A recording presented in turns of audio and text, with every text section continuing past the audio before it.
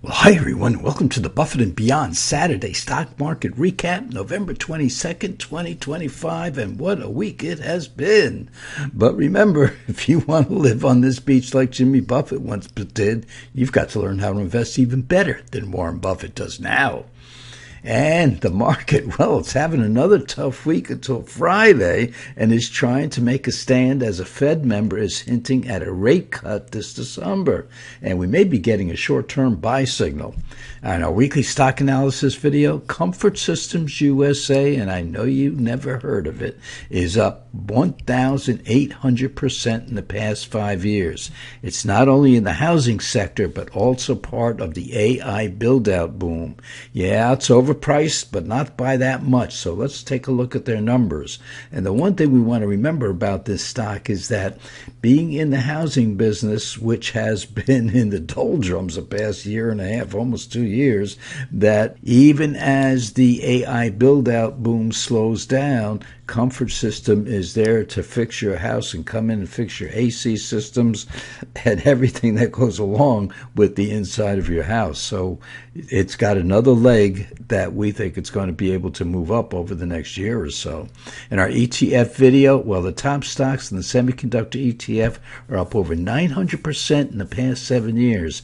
And our top stock picks from this ETF are up 54%, or almost 5 times that of the S&P this year alone, and that was before the rally started on Friday afternoon. So we might be up 60, 62, 63% as of Friday at the close.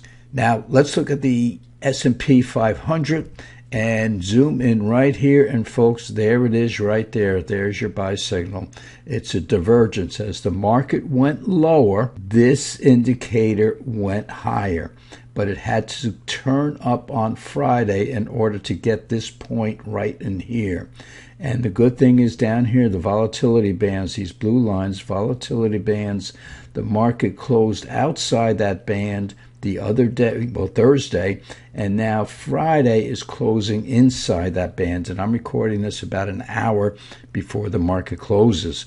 So that's a good sign that it closed inside this band twice this week, outside the band once just to test down in this area down here, and then today, as I'm recording this on Friday, it went down, tested that low of Thursday right in here, and now it's closing inside that band. The only thing we didn't like about Thursday was this volume in here picked up, and this red vertical line means volume on a down day. It picked up, but not as much as you would think, considering this long line in here on Thursday with a big, they call that the travel for the day, a big travel for that day between the 20-day moving average in here and below that bottom band. That's what gave us a little heart failure on Thursday. Now let's look at another indicator up here, and as I said, I'm recording this on Friday just about an hour before the market close, and this indicator looks like it's turning up. And so we look at these indicators here, 20-day moving average, 50-day moving average, and the market is closing in on that 50-day moving average to the upside. So that's what we want to see, and we'll see what happens next week. But the Fed governor, or one of the Fed governors, came out and gave a hint at a rate cut this December, and the market went a little bit nutty to the upside, which is good.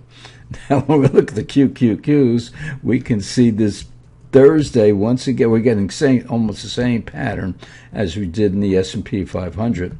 And you can see how big the volume was on Thursday. That really worried us.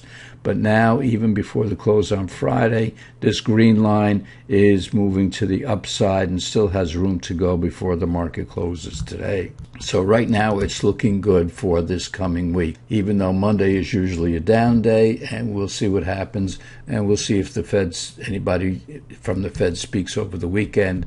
That's all the market needed, was a little bit of hint. It thinks it got enough of a move down on those overpriced tech stocks and semiconductors, and we showed that in our ETF letter, so make sure you take a look at that. So the ETF letter showed just how much those semiconductor stocks dropped this week before this rally began Friday afternoon. And we still have our puts in place just in case any market got crazy or anything like that. And as the SPY is turning around, it's 664, only down from 673 at the beginning of the week. So, or as of last Friday. So we're really not down that much, even though it looked very dismal on Thursday. So we have our November puts, December puts, and January puts, and we do want to get a nice rally coming in as these November puts expired. So probably on Monday we'll be buying our February puts. Same with the QQQs, they're on the same dates. Today the November 21st put expires, and we will be looking out to the February puts probably on Monday. So we'll see what happens at that point. But yeah, these will be expiring. So folks, we had a tough week this week, especially on Thursday. The market continued to fall. It looked just plain ugly, closing below that bottom volatility band and on Thursday. But Friday, just all the Fed had to do was say, gee, we're thinking maybe that the jobs market is more important than inflation at this particular point, and maybe we should be lowering interest rates on December, and that's all the market needed was a little bit of encouragement, and all of a sudden the stocks took off. So folks, you can go out with a happy mind this week. Take your mind off the market, enjoy yourself, be with your family, stay well, folks, and we'll be right back here in a couple of days.